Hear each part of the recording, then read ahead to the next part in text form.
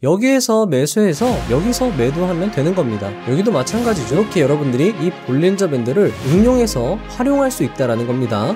그리고 나서 하단선이 꺾이면 다시 매도를 하는 겁니다. 그리고 나서 여기서 다시 스퀴즈 발생, 거래량이 비정상적으로 튀는 거 확인하면 상승일에 거래량이 증가했는가, 일중 강도 지표가 올라갔는가, 급등의 전조 증상을 이 지점에서 투자를 했다면 이만큼의 상승폭을 먹을 수 있는 겁니다. 최근에 급등이 나왔죠. 마찬가지입니다. 큰 하락 후에 밴드 하단을 이탈한 다음에 두 번째 저점이 밴드 안쪽으로 형성된 후에 큰 상승. 자, 여기도 명확하게 보이죠? 여기도 마찬가지입니다.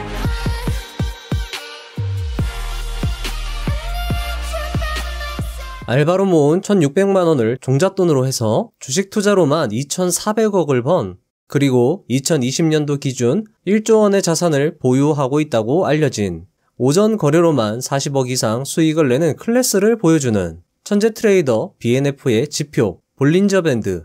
오늘 그 모든 것을 총정리하여 알려드립니다.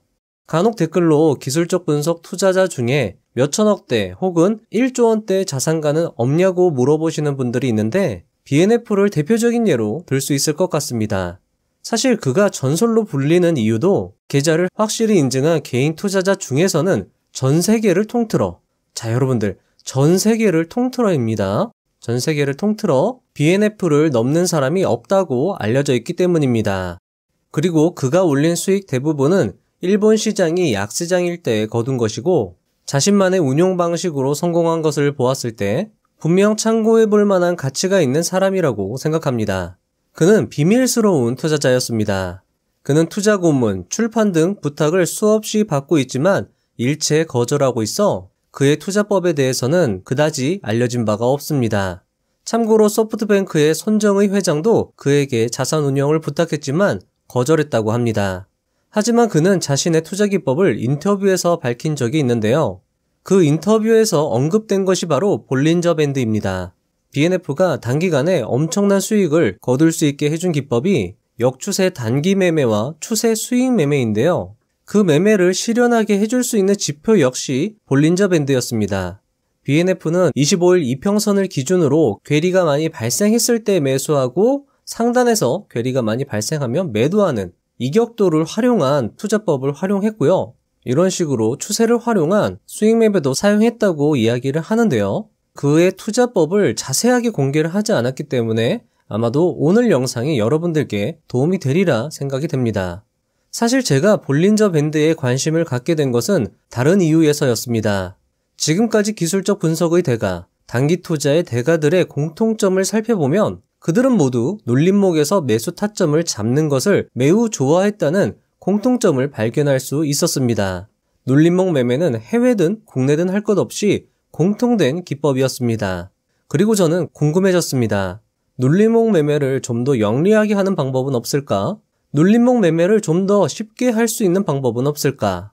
그리고 찾은 것이 바로 볼린저 밴드였습니다. 즉, 눌림목이란 볼린저 밴드의 폭이 좁아지는 그 구간이 아닐까 생각했고, 이 책을 통해 볼린저 밴드는 눌림목 매매뿐만 아니라 추세 매매, 단타 매매, 스윙, 장기 모두에 활용이 가능한 그런 투자 기법이었습니다. 그런데 또 하나의 의문. 그럼 국내 기술적 분석의 유명 대가들 중에 볼린저 밴드를 강조한 사람은 왜 없었을까? 라는 것이었습니다. 그리고 저는 그 이유를 이렇게 추론하였습니다. 첫 번째, 볼린저 밴드가 별 효용이 없었거나, 두 번째, 그들이 이 지표에 익숙하지 않았거나, 세 번째, 자신만의 비법이라 공개하지 않았거나 등입니다.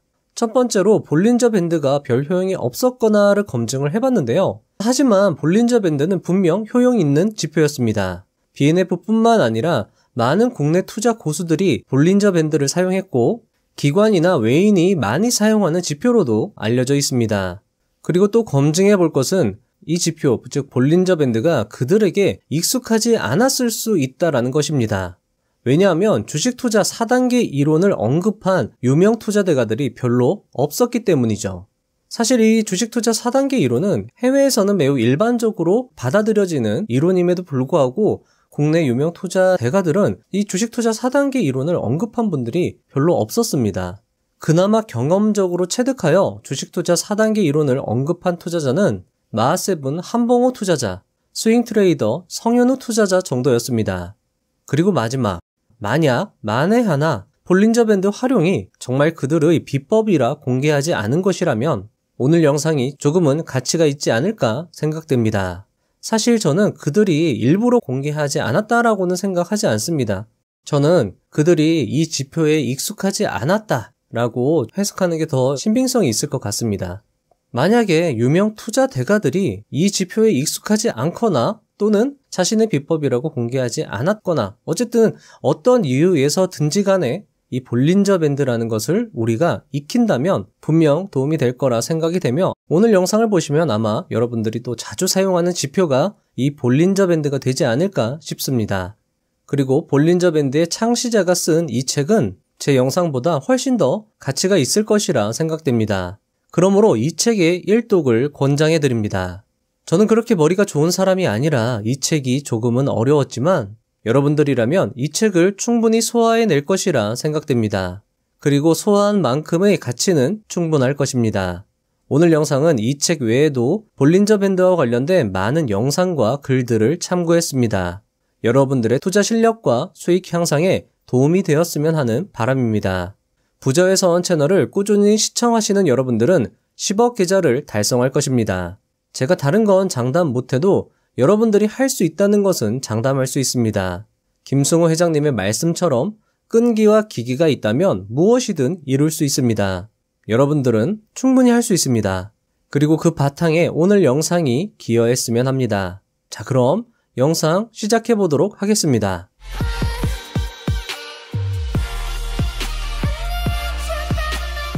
1. 95.44% 확률 볼린저 밴드. 볼린저 밴드는 그 기법이 알려진 이래 언제나 인기 있는 기법 중 하나였다. 그 사용법과 성과가 너무나 뛰어났기 때문이다.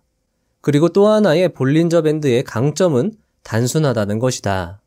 볼린저 밴드의 가장 큰 특징은 수렴과 확산이다.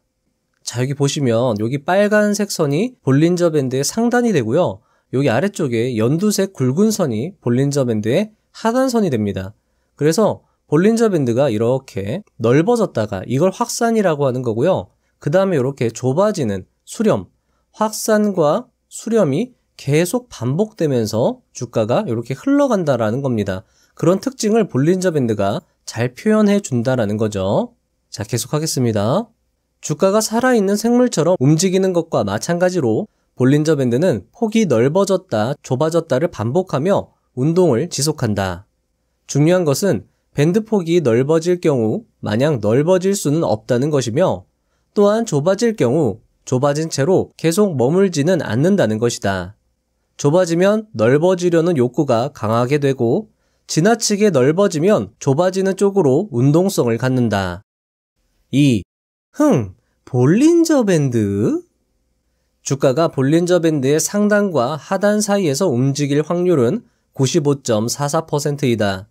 그리고 밴드 밖으로 이탈할 확률은 4.56%이다. 주식 투자의 속성상 이는 훌륭한 승률이라 할 수 있다. 나의 한 강연회에 대학 교수들이 참석한 적이 있다. 교수들은 팔짱을 낀 채 조금은 거리감을 두고 싶어하는 자세로 강연을 듣는 것 같았다. 강연회가 끝난 후 많은 사람들이 강단으로 몰렸고 팔짱을 끼고 있던 교수들도 함께 몰려왔다. 물론 볼린저 밴드가 많은 사람들이 꿈꾸는 마술 같은 매매 기법은 아니다. 하지만 볼린저 밴드가 험난한 시장의 파도를 무난히 헤쳐나갈 수 있는 하나의 방법이 될 수 있을 것이다. 3. 볼린저 밴드의 구성. 볼린저 밴드는 상단선, 중심선, 하단선으로 구성된다. 상단선과 하단선은 통계학적으로 산출되고 상단선과 하단선 내에서 주가가 움직일 확률이 95.44%이며 상단선과 하단선 밖으로 주가가 움직일 확률은 4.56%가 된다. 따라서 상단선의 주가가 닿으면 주가는 밴드 안쪽으로 떨어질 확률이 높다고 볼 수 있으며 하단선의 주가가 닿으면 역시 주가는 밴드 안쪽으로 상승할 확률이 높다고 볼 수 있다. 자, 여러분들, 여기서 볼린저 밴드의 매우 중요한 특성 그리고 중요한 매매 기법을 저자가 이야기해 주었는데요. 그 이론에서 볼린저 밴드 하단에 닿을 때 매수하고 상단에 닿을 때 매도하는 전략, 여기서도 하단에 닿을 때 매수하고 상단에 닿을 때 매도하는 전략을 도출해낼 수 있습니다. 자, 뒤에서는 이 매수 타점과 매도 타점을 정교하게 잡는 방법을 좀 더 자세히 알려드릴 거고요. 그리고 이 기법은 앞서 소개해드린 BNF의 역추세 매매법과도 일맥상통한다고 볼 수 있습니다. BNF는 25일 이평선 기준 이격도를 바탕으로 주식을 매매한 것으로 알려져 있는데요. 25일 이평선 아래에서 매수하고 25일 이평선 위에서 이격도가 많이 벌어졌을 때 매도하는 전략입니다. 즉, 쌀 때 사고 비쌀 때 파는 전략을 단기적으로 구사했다고 볼 수 있는데요. 그리고 이 매매 타점을 제공하는 것이 볼린저 밴드입니다. 볼린저 밴드는 키움증권 또는 네이버증권에서 설정이 가능한데요. 자, 키움증권에서는 어떻게 설정을 하느냐? 오른쪽 클릭을 하신 다음에요. 여기에 지표 추가가 있습니다. 지표 추가 눌러주시고요. 여기에다가 BO까지만 치시면은 여기 볼린저 밴드라고 나옵니다. 요거 적용해 주시고요. 자, 그러면 이렇게 볼린저 밴드가 적용이 되는데 추가적으로 조금 설정을 해줄 필요가 있습니다. 자, 보시면은 요게 20일 이동평균선을 기준으로 편차 2를 적용한다 라는 거고요. 자, 여러분들 BNF라면 여기 25를 적어 넣겠죠. 그리고 여기서 요 값이 늘어나면 늘어날수록 요 편차도 조금씩 늘려줘야 되는데요. 저는 그냥 이 값으로 쓰도록 하겠습니다. 25 값으로 놓고요. 자, 라인 설정을 상한선하고 하한선을 굵기를 조금 굵게 해줘야지 보기가 편합니다. 색깔은 그대로 놓으시고요. 자, 색깔도 여러분들 입맛에 맞게 변경해도 좋겠죠. 자, 이렇게 하고 확인을 누르면 이렇게 볼린저 밴드의 상단과 하단이 이렇게 굵게 표시되는 걸 확인할 수 있습니다. 그리고 중심선은 이 핑크색으로 표시가 되는데요. 이 중심선도 여러분들 조금 더 눈에 띄게 보시려면 이것도 굵기를 3으로 이렇게 하시면은 중심선, 상단선, 하단선 이렇게 여러분들이 편하게 보실 수 있습니다. 자, 그리고 네이버 금융에서도 볼린저 밴드 설정을 할 수 있거든요. 여기 보시면 보조지표 누르신 다음에요. 볼린저 밴드 체크해 주시고요. 여기 설정 들어가셔서 이 표준 편차가 5로 되어 있거든요. 이거 2로 바꿔줘야 됩니다. 이렇게 그냥 기본적으로 이동평균선 20일 쓰셔도 되고요. 요건 여러분들 입맛에 맞게 바꿔가지고 쓰시면 됩니다. 표준 편차는 2로 두고 저장을 누릅니다. 그럼 이렇게 볼린저 밴드가 표시가 되죠. 그래서 여러분들이 개별 종목은 키움증권으로 보시면 좋고요. 자, 여러분들이 편하게 볼 수 있는 걸로 설정해서 사용을 하시면 좋을 것 같습니다. 자, 그러면 여기서도 마찬가지죠. 여기에서 매수해서 여기서 매도하면 되는 겁니다. 여기도 마찬가지죠. 여기서 매수해서 여기서 매도하면 되는 거고요. 자, 여러분들이 여기 하단선에 이렇게 닿는 부분이 많은데 어떻게 결정하느냐 라고 물어보실 수 있는데요. 요거는 뒤에서 조금 더 자세히 설명드리도록 하겠습니다. 명확하게 요 타점을 잡는 방법이 있어요. 자, 볼린저 밴드는 다양하게 활용할 수 있습니다. 예를 들면 하단에 닿을 때 여러분들의 자산의 10%만 매수를 하셨다가요. 이렇게 주가가 자신의 예상대로 상승한다라고 하면 20일 이동평균선 전까지는 추가 매수를 적절히 하는 겁니다. 자, 예를 들면 하단에 닿을 때 전체 자산의 10% 매수를 하는 겁니다. 그리고 이 부분에서 추가 매수를 하는 거죠. 왜냐하면 올라갈 것을 예상하고 투자를 했고 실제로 주가가 상승했다라면 내 예상이 맞았다라는 게 검증이 된 것이므로 추가 매수를 하는 겁니다. 자, 그리고 20일 이동평균선의 주가가 닿았을 때 그때 분할 매도를 50% 하는 겁니다. 예를 들어 밴드 하단에 주가가 닿을 때 매수를 합니다. 10% 매수를 하고요. 하단에서 중심선까지 도달할 때 추가 매수를 합니다. 왜냐하면 내가 올라갈 것을 예상하고 투자를 했는데 실제로 주가가 올라갔다면 내 생각이 맞는 거니까 추가로 매수를 더 해주는 겁니다. 자, 그리고 중심선에 닿았을 때, 주가가 닿았을 때 분할 매도를 50% 하는 겁니다. 자, 그런데 왜 이 중심선에서 그대로 두지 않고 분할 매도를 하는 것일까요? 자, 여기 보시면 이 중심선은 지지선 역할을 할 수도 있지만 저항선 역할도 할 수 있는 겁니다. 여기서 주가가 올라갔다가 이 20일 이동평균선에 맞고 주가가 다시 하락할 수 있는 거거든요. 그래서 여기서 중심선에서 분할 매도를 해주고 추이를 좀 더 지켜보는 겁니다. 자, 그래서 요 중심선 자, 우리가 20일 이동평균선이나 25일 이동평균선으로 할 수 있다라고 말씀을 드렸죠. 자, 요거를 뚫으면 그때 다시 여기서 추가 매수 더 해주는 겁니다. 여기를 뚫었기 때문에 여기는 이제 지지선 역할을 해주는 거죠.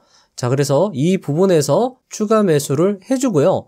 그 다음에 주가가 밴드 상단에 닿았을 때 이 즈음에 매도를 하는 건데요. 이때도 매도를 50%만 해주는 겁니다. 다 매도하는 게 아니에요. 자, 여기서는 이 상단에 맞고 떨어졌지만은 이 상단을 뚫고 올라갈 때는 대세 상승의 시작으로 볼 수 있기 때문에 이때에도 역시나 50%만 매도하고 이렇게 떨어지는 거 확인하고 다시 전량 매도하는 전략. 이렇게 여러분들이 이 볼린저 밴드를 응용해서 활용할 수 있다는 겁니다. 자, 하지만 존 볼린저는 이 볼린저 밴드를 사용할 때 다른 지표를 추가적으로 사용할 것을 권장하고 있습니다. 그래야 좀 더 높은 확률의 투자를 할 수 있다고 말이죠. 자, 여러분들 어떤 지표를 추가해야 하는지는 뒤에서 자세히 설명드리도록 하겠습니다. 이 지표를 여러분들이 추가를 하시면요, 좀 더 명확하게 매수, 매도 타점을 잡으실 수 있을 겁니다. 그리고 국내 투자 고수들은 어떤 지표를 추가해서 응용 활용했는지도 제가 추가로 알려드릴 예정입니다. 자, 하지만 기초가 탄탄해야 응용력이 생기는 것이니까요. 저자의 기본적인 볼린저 밴드 활용법을 차근차근 설명드리도록 하겠습니다. 계속 저자의 이야기를 들려드리도록 하겠습니다. 4. 패턴 식별의 핵심 열쇠, 볼린저 밴드. 자, 이 부분도 매우 중요합니다. 사실 이 책의 저자 존 볼린저는 볼린저 밴드의 진짜 가치는 이 패턴 식별에 있다라고 이야기를 했거든요. 한번 저자 이야기 들어보겠습니다. 볼린저 밴드는 M형과 W형 패턴의 식별을 돕는다. W형, 즉 이중 바닥 패턴에서 첫 번째 저점은 볼린저 밴드 하단을 이탈하거나 또는 닿지만 두 번째 저점은 밴드 안에 위치한다는 점이 중요하다. 자, 여러분들 요거는 제가 다 읽어드린 다음에 차트로 설명을 드리도록 하겠습니다. 또한 1차 하락 시의 거래량이 2차 하락 시의 거래량보다 많다는 것으로 확증된다. 두 번째 저점이 첫 번째 저점을 갱신하느냐, 안 하느냐가 중요하기보다는 두 번째 저점이 밴드 안쪽으로 들어오느냐로 이중바닥 패턴을 판단한다. 따라서 이중 저점 패턴에서 두 번째 저점이 첫 번째 저점을 갱신하며 신저점을 찍으면 사람들은 흔히 공포에 빠지는데 볼린저 밴드를 활용하면 패닉에 빠지지 않고 뒤따르는 상승 행진에 동참할 수 있다. 자, 여러분들 요거는 제가 네이버 금융에서 코스피 지수로 한번 검증을 해드리도록 하겠습니다. 자, 존 볼린저는 W형 패턴에서 첫 번째 저점이 밴드 하단을 이탈하고 두 번째 저점이 밴드 안쪽이 형성된 다음에 주가는 상승한다. 이렇게 이야기를 하고 있는 거거든요. 한번 살펴보도록 하겠습니다. 자, W점. 여기부터 볼게요. 여기도 지금 보시면은 주가가 밴드를 이탈하고 나서 두 번째 저점이 밴드 안쪽에서 형성된 후에 주가 상승 볼 수 있고요. 여기도 마찬가지입니다. 밴드 하단을 완전히 이탈했죠? 그리고 나서 두 번째 저점이 어디죠? 여기죠. 여기 밴드 안쪽에서 형성한 다음에 주가가 이렇게 상승하는 걸 확인할 수 있습니다. 자, 계속 보겠습니다. 자, 여기도 마찬가지죠. 여기서 지금 밴드를 이탈하고 나서 두 번째 저점이 지금 밴드 안쪽에서 형성이 됐습니다. 그리고 주가가 상승하죠. 자, 여기서 여러분들 볼린저 밴드의 효용성이 높은 게 뭐냐면요. 자, 보시면은 여기가 지금 두 번째 저점이 첫 번째 저점보다 낮단 말이죠. 그러면 사람들이 여기서 패닉에 빠진다라는 겁니다. 하락 추세를 지속할 거라고 사람들이 생각을 한다라는 거죠. 이미 많이 빠졌는데 두 번째 저점이 이 첫 번째 저점보다 낮아진 거예요. 근데 볼린저 밴드로 보면요, 이 저점이 이 볼린저 밴드 안에 들어가기만 하면 이것은 이 W자 패턴의 완성으로 봐줄 수 있다는 겁니다. 패닉에 빠지지 않을 수 있다는 거죠. 그래서 이 볼린저 밴드를 사용하는 사람들은 여기서 저점이 낮아졌다 하더라도 볼린저 밴드 안쪽으로 들어왔기 때문에 상승을 예상할 수 있다는 거죠. 자, 계속 보겠습니다. 여기도 마찬가지죠. 첫 번째 저점이 밴드로 빠져나왔고 두 번째 저점이 밴드 안쪽으로 들어오고 위로 상승하는 모양. 자, 여기도 마찬가지입니다. 여기서 지금 밴드 바깥으로 빠지고 두 번째 저점이 밴드 안쪽으로 들어가면서 상승. 자, 여기도 마찬가지죠. 여기서 밴드 바깥으로 주가가 빠졌죠. 지금 하락, 빠지고 두 번째 저점이 어딜까요? 두 번째 저점은 여기로 볼 수 있겠죠? 단기적으로는 여기로 보고 여기 상승 노릴 수 있고요. 자, 거시적으로 봤을 때는 여기 두 번째 저점으로 보고 상승을 노릴 수 있겠죠. 자, 여러분들이 이렇게 생각하실 수 있을 겁니다. 여기도 빠진 거 아니냐, 여기 빠지고 여기 빠지면 잘못된 거 아니냐라고 말씀하실 수 있는데요. 뒤에 책에도 나오지만 존 볼린저는 상대성을 매우 강조했습니다. 그러니까 여기서 이렇게 많이 빠졌으면 여기선 조금 덜 빠지면 이거를 W자 패턴의 확증으로 봐줄 수 있다는 거죠. 요건 뒤에서 또 자세히 설명을 드리도록 하겠습니다. 자, 여기도 마찬가지죠. 하락 후에 밴드 하단을 이탈하고 나서 두 번째 저점이 밴드 안쪽으로 들어온다면 W자 패턴의 완성 그리고 상승, 이렇게 여러분들이 생각을 하시면 될 것 같고요. 자, 여기도 마찬가지입니다. 밴드 안쪽 하락, 밴드 빠졌죠? 그리고 나서 두 번째 저점이 밴드 안쪽에 형성이 되고 상승, 이런 식으로 여러분들이 활용하시면 된다라는 겁니다. 정말 많은 부분에서 이 W자 패턴을 검증을 할 수 있어요. 여기도 마찬가지죠. 이제 보이시죠? 여기, 그리고 요 부분, 자, 요 부분도 보이시죠? 자, 이 부분에서는 조금 놓칠 수도 있었을 수도 있는데요. 다른 지표를 함께 보시면은 요 부분도 잡아낼 수 있고요. 확률적으로 봤을 때는 상당히 W자 패턴의 확신을 이 볼린저 밴드로 얻어갈 수 있다는 걸 여러분들이 확인할 수 있습니다. 여기도 마찬가지죠. 여기도 한번 볼게요. 자, 보시면 여기 밴드 하단 빠졌죠. 그리고 나서 두 번째 저점, 여기 밴드 하단에 빠지고 나서 두 번째 저점은 비슷하게 형성이 됐지만은 밴드 안쪽으로, 여기보다는 그래도 안쪽으로 들어간 걸 확인할 수 있습니다. 자, 쭉 가볼게요. 자, 여기도 마찬가지죠. 여기가 더 명확하게 보이시죠? 지금 큰 하락 후에 밴드 하단을 이탈한 다음에 두 번째 저점이 밴드 안쪽으로 형성된 후에 큰 상승 확인할 수 있습니다. 자, 여기도 명확하게 보이죠?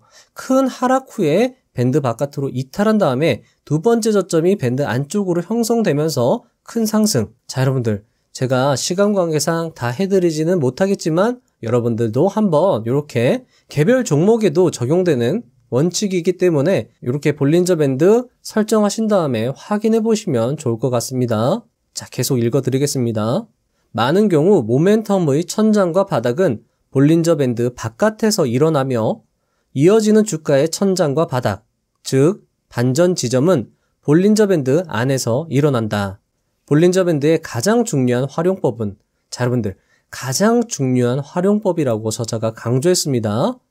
천장 및 바닥을 진단하는 것이지만, 자, 천장과 바닥을 진단하는 게 볼린저 밴드의 가장 중요한 활용법이다. 자, 그리고 지속적인 추세의 확인, 거래 범위의 규정, 스퀴즈, 변동성 축소 식별, 그 밖의 중요한 패턴 인식에도 유용하다. 사실 볼린저 밴드가 이 천장과 바닥을 가장 중요한 활용법이라고 이야기를 했지만 저는 이것도 매우 중요한 활용법이라고 생각이 들거든요. 뒤에서 설명이 될 겁니다. 패턴 식별은 기술적 투자의 성공으로 가는 열쇠다. 특히 볼린저 밴드와 추가 지표를 결합하면 패턴 식별의 성공으로 가는 열쇠를 거머쥘 수 있다. 자, 여러분들, 많은 투자자들이 볼린저 밴드 하단에서 매수, 상단에서 매도로 이 볼린저 밴드를 활용하고 있는데요. 하지만 저자는 그것도 좋지만 볼린저 밴드는 저점과 고점, M자형과 W자, 이중천장, 이중바닥, 이 패턴을 인식하는데 더 특화가 되어 있다라고 강조하고 있는 거예요. 자, 여러분들, 오늘 이 영상이 이 정보 하나만으로도 저는 충분히 가치가 있을 거라 생각이 됩니다. 또한 책을 통해서 저자의 이야기를 직접 들어보신다면 더 높은 이해를 할 수 있을 것이라 생각이 됩니다. 그리고 저자는 볼린저 밴드로 W자 패턴을 확인했을 때 매매법까지 설명을 해주는데요. 저자의 이야기를 들어보시죠. 아, 그리고 여러분들, 요거 하나만 말씀을 드리고 갈게요. 자, 그러면 볼린저 밴드로 향후 코스피 지수의 행방, 시장의 방향을 확인할 수도 있겠죠. 자, 보시면은, 자, 크게 보겠습니다. 자, 지금 여기 보시면은 코스피 지수가 밴드 상단에 닿았습니다. 자, 그러면 떨어질 확률이 매우 높겠다라고 생각할 수 있고요. 자, 두 번째로 이것을 강력하게 돌파했을 때는 강력한 대세 상승으로 넘어갈 수 있겠다. 이렇게 생각할 수도 있는 거거든요. 자, 그리고 여기가 만약에 W 패턴의 첫 번째 저점이라고 하면 두 번째 저점은 이 볼린저 밴드 안쪽에서 형성될 것이고, 만약에 그렇게 안쪽에서 형성이 된다면 다시 상승을 노려볼 수 있을 것이고, 시장이 강세장이면 개별주 역시 상승할 확률이 높을 것이므로 여러분들이 투자를 그때 강력하게, 좀 더 강력하게 할 수 있는 신호로 여러분들이 활용할 수 있다는 거죠. 그런 식으로 볼린저 밴드를 잘 활용해 주시면 좋을 것 같습니다. 자, 그리고 W자 패턴 확인 후 매매법입니다. 규칙에 맞는 W자형을 찾았으면 그 다음엔 무엇을 해야 할까? 강세에 매수해야 한다. 평균 거래 범위와 평균 거래량을 초과하는 반등일을 기다렸다가 매수하라. 그날이 패턴을 확증하고 반등을 위한 무대가 마련되는 날이기 때문이다. 우리의 목표는 시장의 중요한 국면을 포착해 포지션 승률을 높이는 것이다. 이것을 현실로 만들려면 우리가 보고 있는 패턴을 믿어야 하며, 패턴을 믿으려면 구조를 형성해 나가는 요소들을 이해해야 한다. 기술적 분석은 홀로 서 있는 독립형 과학이 아니다. 펀더멘털과 심리적 현실, 아니 더 정확하게 말하면 펀더멘털과 심리적 현실에 관한 예측에 따라 행동하는 투자자의 행위를 보여주는 것이다. 자, 여러분들, 그래서 제가 볼린저 밴드로 이중바닥 패턴을 확인하는 것과 매매법에 대해서 한번 정리를 해서 말씀을 드릴게요. 자, 첫 번째로 볼린저 밴드의 바깥으로 주가가 이탈하는지 확인을 하고요. 두 번째로 두 번째 저점이 밴드 안쪽으로 들어가는지 확인을 하는 겁니다. 자, 그렇게 W자 패턴을 확인을 했다면 이 확인을 하자마자 매수하는 게 아니라는 거예요. 거래량이 평균 이상 이렇게 튀었을 때, 그리고 주가가 이렇게 반등되었을 때, 갭상승하면서 이렇게 뛰었을 때, 이때 매수하라는 거예요. 이것이 볼린저 밴드를 활용한 이중바닥 패턴 확인 매매법이라는 겁니다. 6. 대표적인 천정 M형, 이중 천정 포착. 천정과 바닥은 여러 가지 면에서 서로 다르다. 따라서 천정과 바닥에서의 속도, 변동성, 거래량, 정의 등 모든 것이 달라진다. 천정 패턴인 M형과 바닥 패턴인 W 패턴은 심리와 함수관계를 맺고 있다. 패닉은 탐욕보다 더 예민하고 강력한 감정이어서 차트 위에서 더 선명하게 나타난다. 따라서 바닥에서는 W형이 가장 전형적이지만 천정에서는 M형보다는 좀 더 복잡한 3중 천정이 전형적이다. 자, 이 부분이 조금 이해가 어려울 수 있는데요. 자, W자형, 그러니까 바닥 패턴이죠. 바닥에서는 사람들이 패닉, 공포에 지배된다는 겁니다. 그리고 이 패닉과 공포는 탐욕보다 더 예민하고 강력한 감정이라서 더 선명하게, 그러니까 이 공포를 나타내는 W자형이 더 선명하게 나타난다는 겁니다. 그래서 바닥에서는 W형이 가장 전형적이다. 하지만 천정에서는 M형이 선명하게 나타나지 않는다라는 겁니다. 그래서 좀 더 복잡한 3중 천정이 더 전형적이라는 거죠. 자, 계속하겠습니다. 물론 지금까지 설명한 것은 이상적인 형태이며 모든 면에서 완벽한 패턴이 나타날 확률은 낮다. 이 규칙들 중에 몇 가지를 지키는 패턴이 훨씬 더 자주 나타난다. 머리 어깨형 패턴의 가장 흔한 반증으로 꼭 알아두어야 할 것은 주가가 세 차례 치고 올라가면서 고점을 찍는 구조다. 이 패턴은 종종 장기간에 걸친 대규모의 천정형 패턴에 앞서 나타나기도 한다. 자, 여러분들, 이런 식으로 주가가 세 차례 치고 올라가는 구조, 요게 중요한 구조라고 지금 저자가 이야기를 하는 거죠. 그리고 나서 천정형이 발생한다. 이렇게 이야기를 하고 있습니다. 이때 첫 번째 고점은 밴드 상단을 이탈하고 두 번째 고점은 밴드에 닿으며 세 번째 고점은 밴드 상단에 미치지 못하는 것이 특징이다. 거래량은 패턴을 거치면서 점차 감소한다. 밴드를 돌파하는 고점이 형성된 뒤 밴드 내에서 신고점을 찍는다면 항상 의심해야 한다. 특히 두 번째 신고점이 상단 밴드를 건드리지 못할 때는 더욱 경계해야 한다. 볼린저 밴드야말로 신고점을 일관되게 알려주는 유일한 접근법이다. 자, 여러분들, 저자가 유일한 접근법이라고 이야기를 했어요. 자, 저자는 책을 보면은 아시겠지만은 상당히 겸손한 사람입니다. 자신의 기법이 다 맞는 거 아니다. 모든 것은 상대적이다. 이렇게 이야기를 하는 사람이 유일한 접근법이라고 강조하고 있습니다. 따라서 여러분들이 이 고점을 판단하는 데 있어 볼린저 밴드를 활용하면 상당히 유용하게 사용할 수 있다는 거죠. 바닥형과 마찬가지로 천정형 패턴에서도 상대성이 핵심이다. 많은 경우 절대적인 신고점을 찍더라도 신중하게 전망해야 한다. 올바른 전망을 돕는 유일한 장치는 볼린저 밴드다.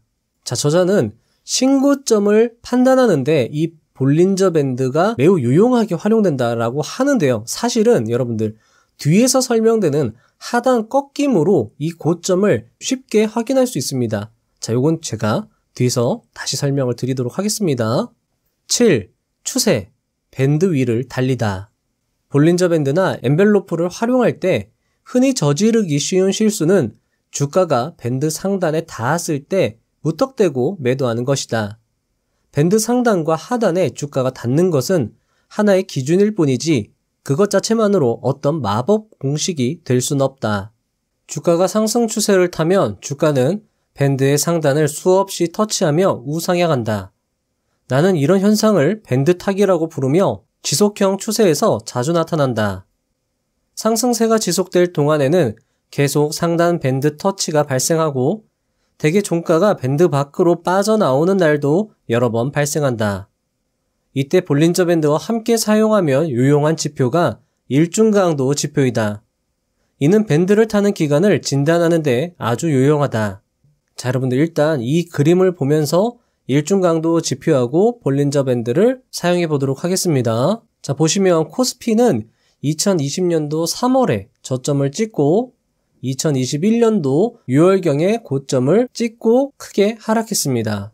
자, 보시면 여기서 볼린저 밴드 바깥으로 주가가 이탈한 걸 확인할 수 있죠? 이렇게 고점이 형성되었고 여기서 보시면 일중강도 지표를 이렇게 설정해서 넣으면은 이런 식으로 그래프가 그려지는데요. 여기서도 보시면은 여기서 고점에서 꺾이는 걸 확인할 수 있습니다. 자, 이 일중강도 지표를 가지고 고점을 확인할 수 있는 거죠. 자, 어떻게 활용하는지도 책에 나오는데요. 제가 한번 살펴봐 드리겠습니다.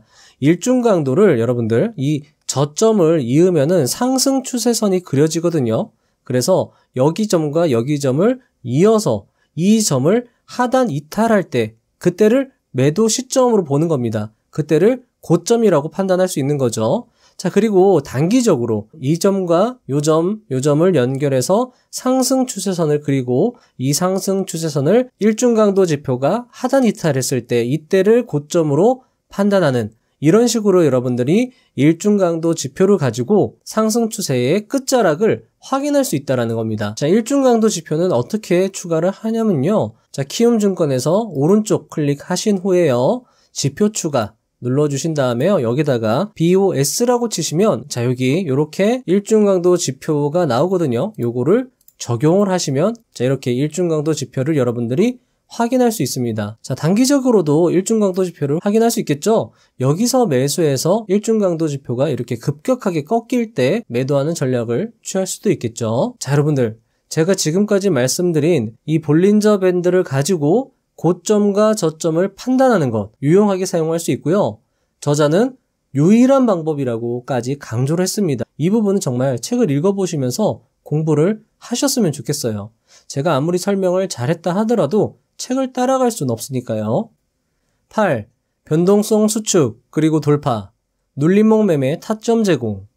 자, 여러분들 이 부분 매우 중요하다 할 수 있습니다. 왜냐하면 앞에서도 제가 말씀을 드렸죠.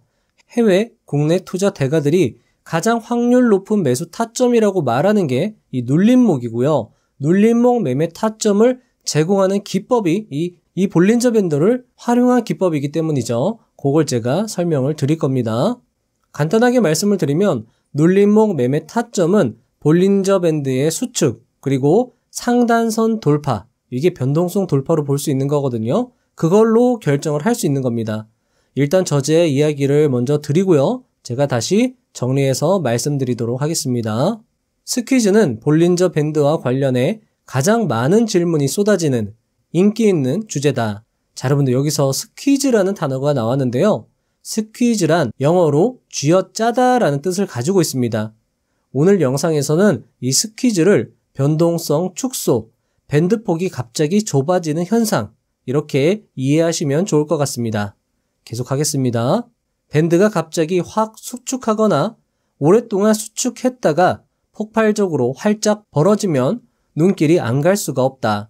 스퀴즈가 일어나면 밀집이 시작되고 거래 범위가 확 좁아진다.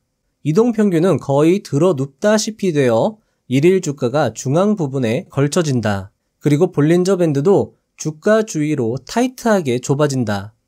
멍석이 깔린 셈이다. 이제 지표를 살펴보자. 상승일에 거래량이 증가했는가? 일중 강도 지표가 올라갔는가? 하락일에 거래 범위가 좁아졌는가? 시가와 종가의 관계는 어떠한가?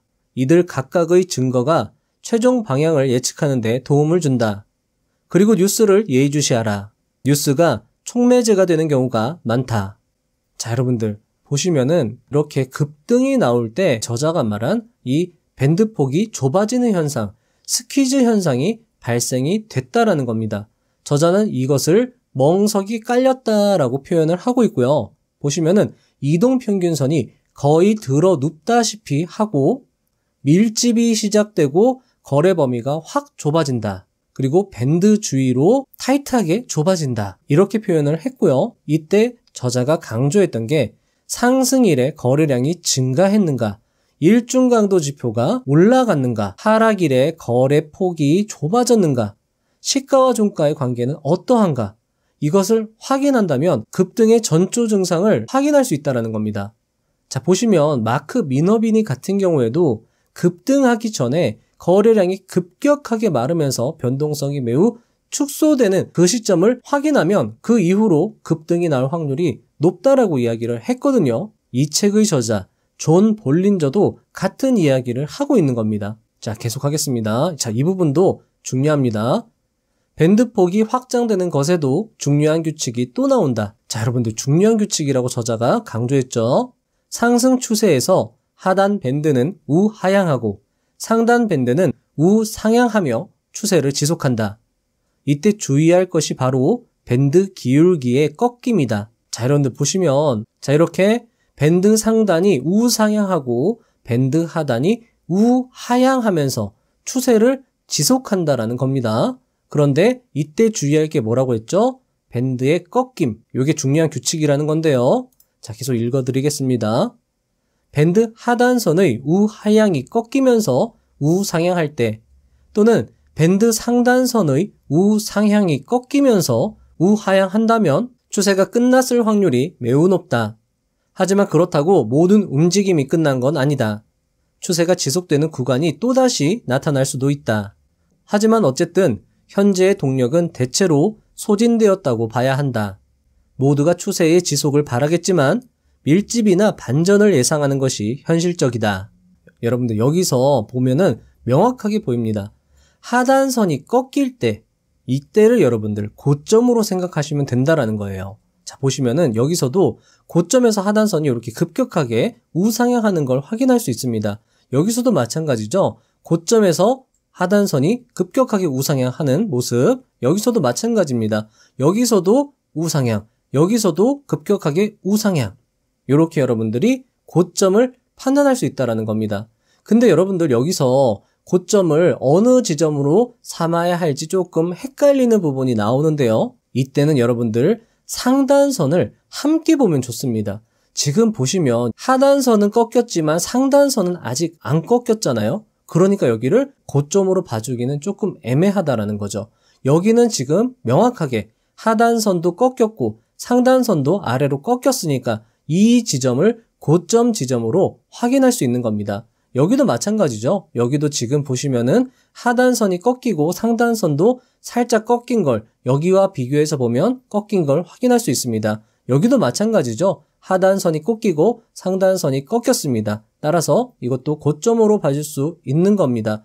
자, 그런데 여기서 또 하나 여러분들께 말씀을 드리고 싶은 게 고점을 확인하는 거는 이 하단선을 기준으로 보시는 게 조금 더 명확하게 볼 수 있다라는 겁니다. 상단선은 조금 애매하게 조금 뒤쪽에 이렇게 나오거든요. 고점 신호는 하단선에서 먼저 반응을 보인 다음에 상단선에서 반응을 보인다. 이렇게 여러분들이 해석하시면 좋을 것 같습니다.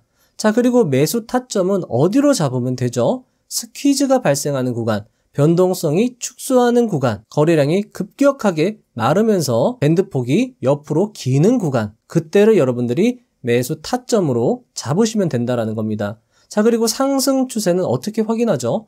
거래량 보시고요. 일중 강도가 튀는지 확인하고 이 밴드를 강력하게 주가가 상승 돌파하는지 확인하면 이것을 추세의 시작으로 여러분들이 삼을 수 있다라는 겁니다.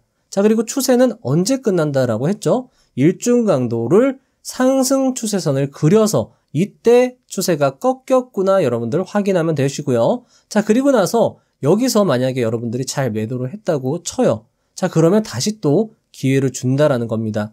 이때 다시 일중 강도가 이렇게 낮게 형성되면서 밴드폭이 좁아지죠. 그러면서 거래량이 크게 터지면서 일중 강도가 튀고, 그러면 여기를 매수 타점으로 잡을 수 있다라는 겁니다. 근데 여기서 추격 매수하지 마시고요. 음봉 나왔을 때 요때 적절하게 매수하시는 게 좋겠죠. 그리고 나서 하단선이 꺾이면 다시 매도를 하는 겁니다.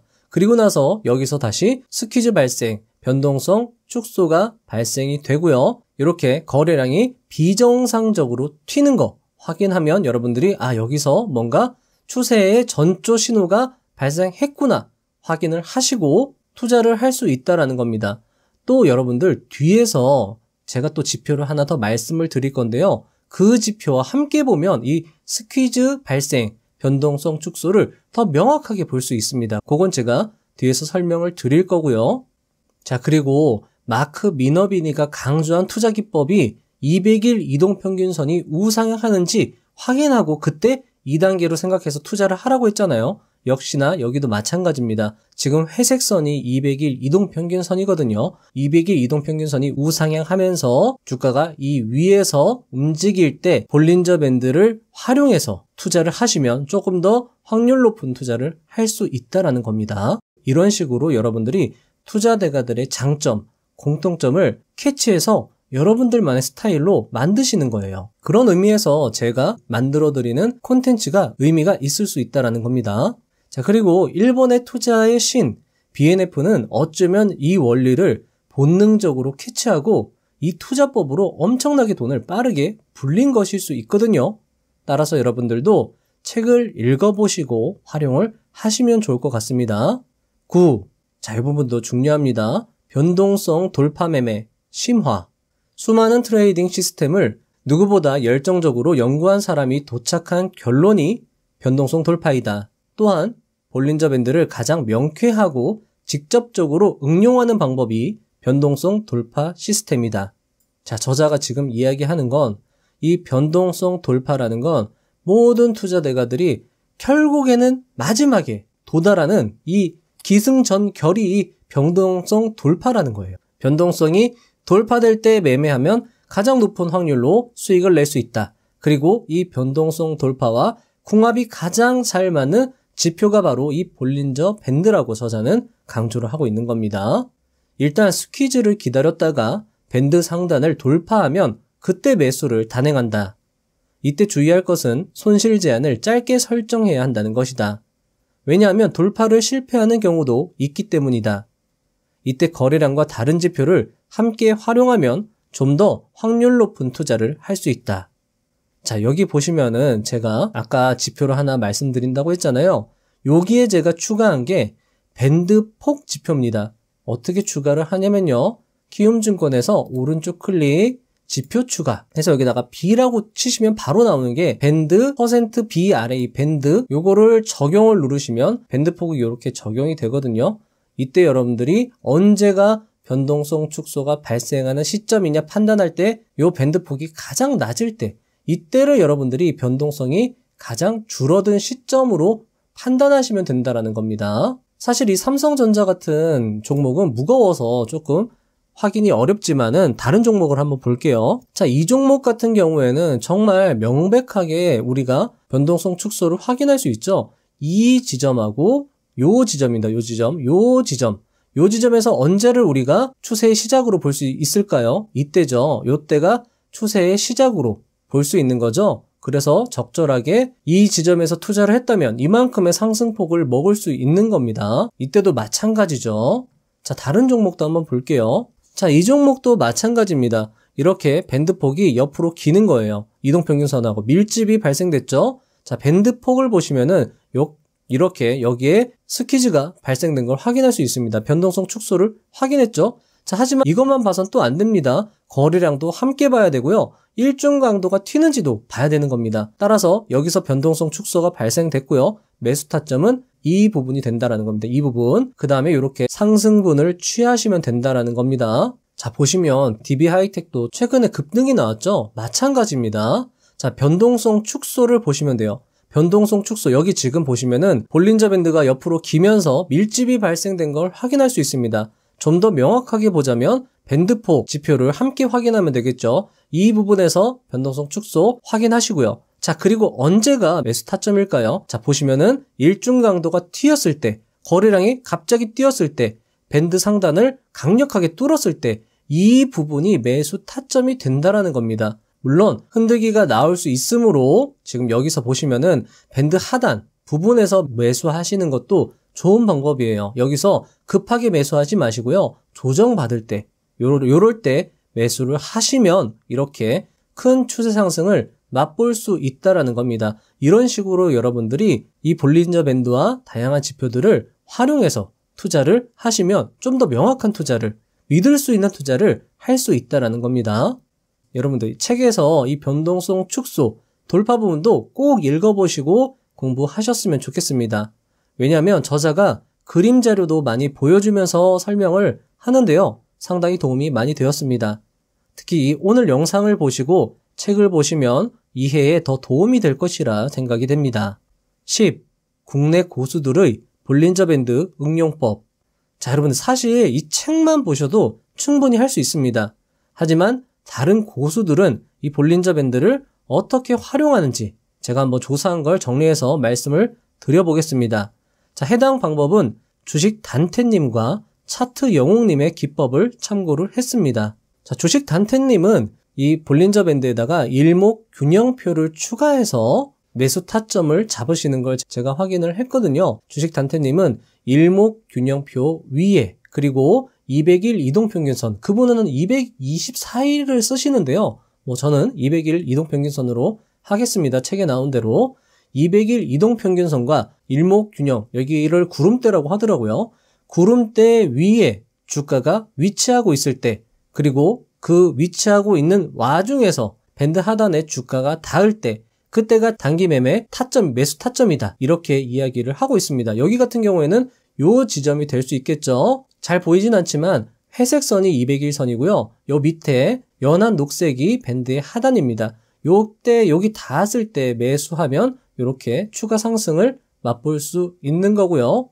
자, 요 기법 같은 경우에는 차트 영웅님이 말씀을 해주신 기법인데요. 자, 여기 보시면은 151선이 녹색 선이에요. 151선이 녹색 선이고 51선이 노란색 선입니다. 차트 영웅님은 그분은 121선이라고 했는데 저는 책에 나온 대로 151선을 기준으로 말씀을 드리겠습니다.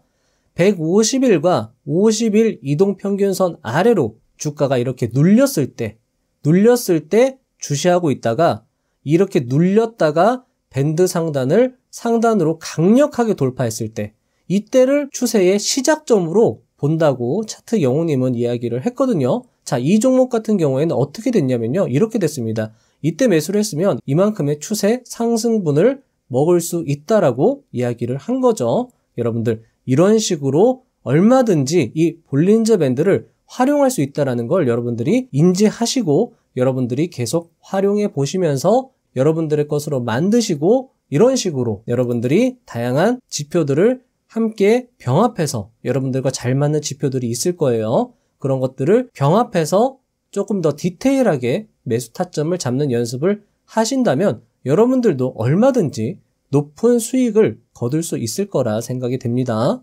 11. 모든 것은 상대적이다. 80여 년 전 물리학자 엘버트 아인슈타인은 상대성 개념을 발표했다. 이 개념의 핵심은 모든 사물은 다른 사물과의 관계에서만 존재한다는 것이었다. 따라서 어떤 것도 홀로 존재하지 않는다는 것. 절대란 없다는 것이 상대성 이론의 필연적 결론이다. 검은 것이 존재하려면 흰 것이 있어야 한다. 빠르다는 건 느리다는 것과의 관계 속에서만 존재한다. 가늠할 수 있는 잣대가 되는 낮은 것이 없다면 높은 것도 존재할 수 없다. 이런 사상의 밑바탕에는 겸손이 있다. 이러한 사상은 우리 인간의 한계를 꿰뚫어 보고 있으며 서구 철학보다는 동양 철학을 반영하고 있다. 투자를 위한 완벽한 접근법이라는 목표는 단지 목표일 뿐이다. 거기에 다가갈 수 있을지는 몰라도 목표는 언제나 우리의 손아귀를 벗어난다. 사실 완벽한 시스템이란 존재하지 않는다. 우리는 우리가 가진 능력의 한계 내에서 우리가 할 수 있는 일을 할 뿐이다. 12. 자신만의 방식이 최고의 지침이다. 투자자로 성공하려면 스스로 생각할 수 있어야 한다. 각자 다양한 목표와 위험 보상 기준을 가지고 있는 독특한 개인이기 때문이다. 또한 투자자는 프로그램을 만들 때 수익성도 고려해야 하지만 무엇보다 실행 가능하도록 만들어야 한다. 아무리 수익성이 좋은 시스템이라도 지킬 수 없으면 소용이 없기 때문이다. 투자에 관한 보편적 진리에 가까운 진리가 있다면 각자에 맞는 맞춤 접근법만이 성공할 가능성이 조금이라도 있다는 것이다. 자주적 자세와 독립적인 사고가 열쇠다. 마치며 저자의 이야기 중에 상대성 이론 그리고 기준과 원칙이라는 대목에서 존 볼린저의 철학자적 면모를 함께 보았습니다. 투자를 오랫동안 깊이 하면 이렇게 철학적으로 변하는가 싶기도 했습니다. 저자는 볼린저 밴드는 단기, 중기, 장기 모든 투자에 어울리는 지표이며 자신의 스타일대로 조금씩 변형하며 사용할 것을 권장하고 있습니다. 그리고 책에서는 어떻게 변형할지에 대한 지침과 어떤 지표를 활용하면 좋은지에 대한 이야기도 자세하게 다루고 있습니다. 이 책은 부분 조금 어려울 수 있습니다. 따라서 이 책을 읽을 때는 일단 여러분들이 이해가 되시는 쉬운 부분 먼저 골라서 읽으신 다음에요. 그리고 나중에 다시 어려운 부분을 읽는 것을 추천해드립니다. 그렇게 하면 이 책을 이해하는데 훨씬 도움이 될 것입니다. 이 책이 좋았던 점은 챕터가 끝나면 이것만 꼭 기억하자라는 이 요약 부분이 나온다라는 점이었는데요. 저는 이 요약 부분을 먼저 읽고 그 챕터를 읽는 게 더 낫겠다는 생각도 해봤습니다. 자, 긴 영상 시청하시느라 정말 수고하셨습니다. 이 영상을 끈기 있게 시청하셨다면 여러분들은 불가능을 가능케 하는 두 가지 조건, 끈기와 기계 중 끈기라는 자질을 보유하신 것과 마찬가지일 것입니다. 꾸준히 지속적으로 용기 있게 나아간다면 그리고 실천하신다면 꿈의 계좌인 10억을 달성함은 물론이고 인생의 깊이를 깨닫는 철학자적 면모 역시 갖출 수 있을 것이라 생각됩니다. 주식 투자는 여러모로 이점이 많은 것 같습니다. 얼마 전 20만 구독자를 달성하였습니다. 여러분들 덕분이며 더 정진하라는 신호로 받아들이고 여러분들의 성공 투자를 응원하는 채널, 여러분들의 투자 실력과 수익 향상에 도움이 되는 채널로 계속 거듭나기 위해 저 역시 꾸준히 노력하도록 하겠습니다. 다음 영상도 알차게 준비해서 오겠습니다. 감사합니다. 부자가 되는 지름길로 저와 함께 달려가시죠.